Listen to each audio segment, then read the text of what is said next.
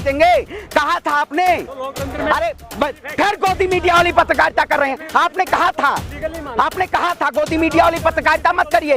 ये किसकी जिम्मेदारी? हमारे देश के प्रधानमंत्री और देश के गृह मंत्री जो कहते हैं अमन चैन की शांति के लिए, हम इस देश की शांति के लिए बैठे हुए हैं, आखिर उनका जवाब दंगे पे क्यों नहीं आता है? जवाब अभी तक मैं उनका सुना नहीं हूँ। आपको आपत्ति नहीं है? अजान से कोई दिक्कत नहीं है? नींद में खलल तो नहीं होता है? भाई मुझे क्यों आपत्ति है? मैं तो कहता हूँ नहीं, मैं जय सिया राम, जय श्री राम के नाम पे हम मस्जिदों पे झंडा फहराने नहीं जाएंगे।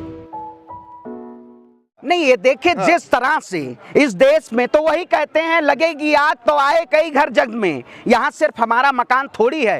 तो उन लोगों को समझना होगा जिनको आज महंगाई नहीं दिख रही है, लेकिन धर्म के नाम पे एक ऐसी सियासत की जा रही है आरएसएस और बजरंग दल के द्वारा। अगर धर्म खतरे में होता तो शायद अमित शाह जी का बेटा भी सीसीआई अध्यक्ष नहीं बनना चाहिए था, उसको संघ और बजरंग में आना चाहिए था, उसको संघ में ज्वाइन करना चाहिए था।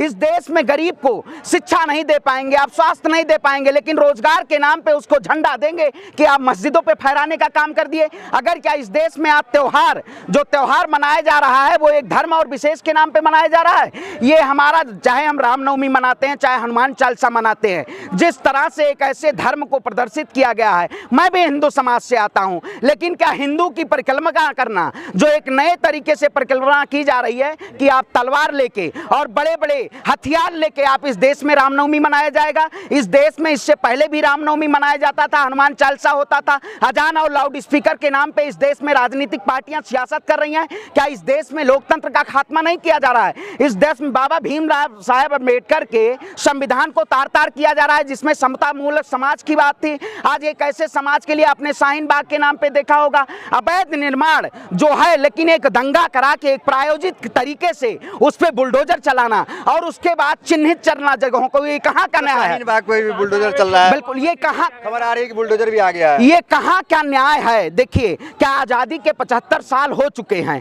इस देश के लोकतंत्र में? आजादी के 75 साल में बुलडोजर क्या नहीं था? ये बुलडोजर को सीधे तौर पे कानून को ताक पे रख दिया गया है, लेकिन हम एकता, अखंडता और संप्रभुता की लड़ाई को लड़ रहे हैं। और जिस तरह से इस देश में अगर किसी भी समाज के प्रति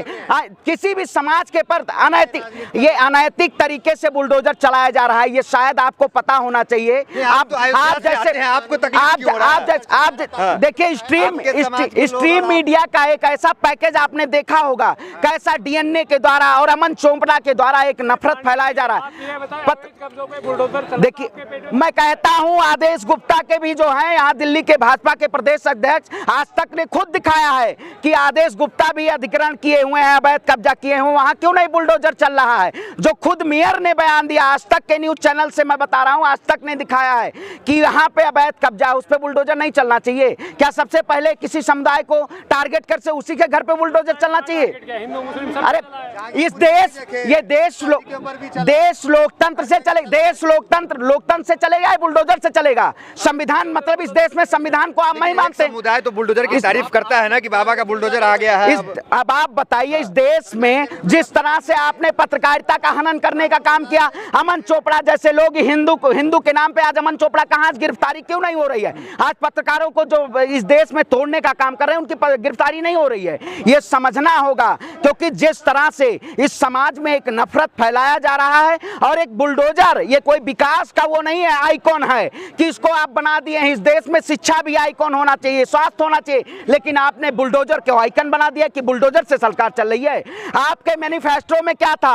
आपके मैनिफेस्टो में था make in India, digital India, आत्मनिर्भर भारत। आपके कभी मैनिफेस्टो में बुलडोजर का वो था? आपने बुलडोजर के नाम पे इस देश के गरीब और मजलूम और निर्दोष के घरों पे बुलडोजर चलाने का काम किया कि इस देश का लोकतंत्र कहता है, इस देश के लोकतंत्र में भारत एक धर्मनिरपेक्ष राष्ट्र है, और आपने इसको तार तार करने का काम किया। कहता है कि आपने सरकारी जमीन पे कब्जा कर लो। लोकतंत्र में कहाँ लिखा हुआ है सरकारी जमीन? नहीं, आपने क्यों कहा था जहां झुग्गी वही मकान? क्यों कहा था बताइए?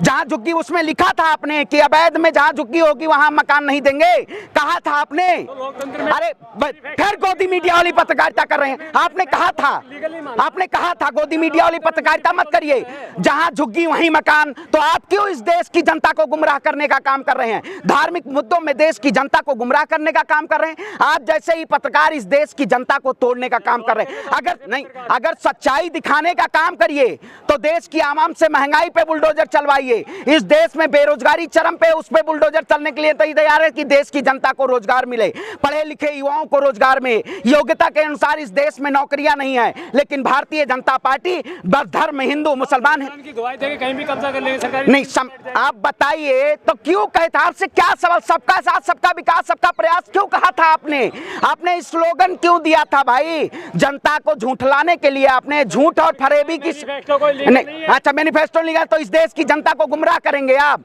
लीगल नहीं है तो इस देश की जनता को गुमराह न करिए। जनता जानने के लिए तैयार है, क्योंकि आपके ही सरकार के शासनकाल में आज गरीबी हंगर इंडेक्स में निचले पायदान पे है। आप कहते हैं देश में डंका बज रहा है, आप कह रहे हैं विश्वगुरु बनेगा, लेकिन देश को विश्वगुरु बनाने का काम किया है। गृह युद्ध करवाया जा रहा है। राज ठाकरे जैसे लोग, ये अब इस भारतीय जनता पार्टी में कट्टर हिंदू का एक वो चल रहा है कि सबसे बड़ा कट्टर हिंदू कौन है, योगी जी हैं या कौन है, राज ठाकरे हैं, क्योंकि सब चोला पहन के इस देश में सामूहिक धार्मिक संप्रदाय करवाना चाहते हैं। लेकिन हम इस देश की जनता के लिए लड़ाई लड़ने का काम कर रहे हैं, क्योंकि आजाद भगत सिंह और अशफाक उल्लाह खान, मौलाना आजाद जैसे क्रांतिकारी लोगों का ये देश है।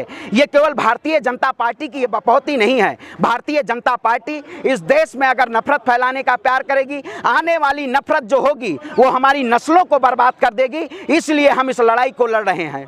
सरकार तो माफिया खत्म करने के लिए बुलडोजर चला रही है, इसमें क्या आपत्ति है? अब जब सरकार माफिया में बैठे हो, जो सत्ता में ही माफिया बैठे, 73 मुकदमे आपके ऊपर लगे थे, किसके ऊपर लगे थे बताइए? 73 नहीं। राज ठाकरे कह रहे थे हिंदू तैयार रहो, 3 मई के बाद बुलडोजर ये हटाना है लाउड स्पीकर, इस पे क्या कहेंगे? देखिए, नहीं क्यों तैयार है? हम कहते हैं इस देश में हिंदू और मुसलमान सबके लिए हम खड़े हैं। जो आज लाउड स्पीकर उतरवाने की बात कर रहे हैं वो इस देश में दंगा भड़काने की बात कर रहे हैं। लाउड स्पीकर नहीं उतरेगा, हनुमान चालीसा भी होगी इस देश में, अजान भी होगा। और जिस तरह से इस सरकार ने इस सरकार को जनता को गुमराह करने का काम किया है, ये वाकई में बहुत बड़ी देश के खतरे की घंटी बज चुकी है। आने वाले अगर लोग सतर्क नहीं होंगे तो ये वाकई में देश के लिए बहुत खतरा है। और जिस तरह से एक धार्मिक उन्माद फैलाया जा रहा है, धर्म के नाम पे एक षड्यंत्र किया जा रहा है, राज ठाकरे, साध्वी प्रज्ञा ऐसे जैसे लोग, जो बजरंग मुनि जैसे लोग, ये एक चोला पहन के इस देश में धार्मिक उन्माद फैलाने का काम कर रहे हैं। अगर धार्मिक उन्माद फैलाया जाएगा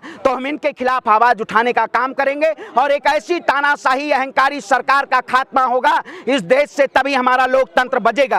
आपको आपत्ति नहीं है अजान से? कोई दिक्कत नहीं है? नींद में खलल तो नहीं होता है? भाई मुझे क्यों आपत्ति है? मैं तो कहता हूं नहीं, मैं जय सिया राम, जय श्री राम के नाम पे हम मस्जिदों पे झंडा फहराने नहीं जाएंगे। आप बताइए, भगवान राम जो राम राज्य की कल्पना करते हैं वो राम के नाम पे लोगों को तोड़ने का काम करते हैं, ये राम के नाम पे दंगा फैलाने का काम करते हैं, राम के नाम पे जनता को बेरोजगार करने का काम करते हैं, राम के नाम पे इस देश की आवाम को ठगने का काम करते हैं, राम के नाम पे इन्होंने चंदा चोरी करने का काम किया। ऐसी पार्टी जो इस देश में आवाम को अगर खतरे में डालेगी तो हम उसके लिए हमेशा लड़ाई के लिए हमेशा खड़े होने का काम करेंगे। ना मुझे अजान से दिक्कत है, ना मुझे हनुमान चालीसा से दिक्कत है, लेकिन ये आरएसएस, नारंगी, कंघी, बजरंगी, संघी, ये जो लोग हैं जो इस देश में ये उन्माद फैला रहे हैं, जो कह रहे हैं एक विशेष समुदाय से आप सामान मत खरीदिए, हम सभी से सामान खरीदेंगे और सभी का। आरएसएस से, बीजेपी से इतनी आपत्ति क्यों? आप खुद अयोध्या से आते हैं तो वहाँ तो कहा जाता है कि बीजेपी में रहता है हमेशा। बीजेपी में तो ये नहीं, देखिए भगवान राम ने जब राम राज्य की स्थापना, जब उन्होंने लंका पर विजय प्राप्त करके रावण का वध करके, रावण हमारे समाज से था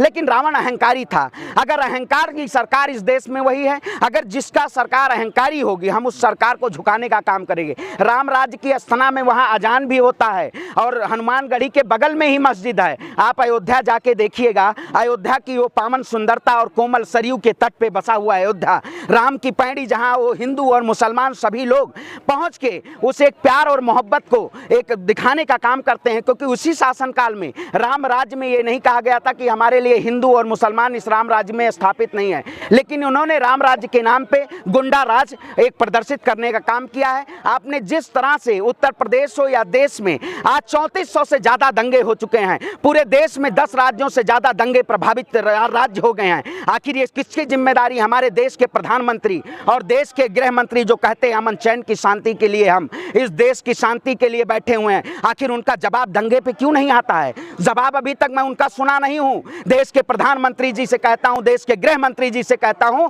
2014 से सत्ता में आने से पहले आपने बहुत सारे वादे किए थे, लेकिन उस वादों को नदारत होते आपने एक धर्म का मुद्दा अपनाया है और अगर धर्म किसी भी देश में एक ऐसे लड़ने का काम करेगा, चाहे कोई भी देश हो, जर्मन आपने देखा होगा, फ्रांस आपने देखा होगा, श्रीलंका आपने देखा होगा, वही हाल भारत का होने वाला है। क्योंकि अगर कट्टरता की बात करेंगे तो देश खतरे में जा रहा है। भारतीय जनता पार्टी इस देश को खतरे में डालने का काम कर रही है। खबरों में बने रहने के लिए फोरम 4 को सब्सक्राइब करें और नोटिफिकेशन पाने के लिए बेल आइकन दबाएं।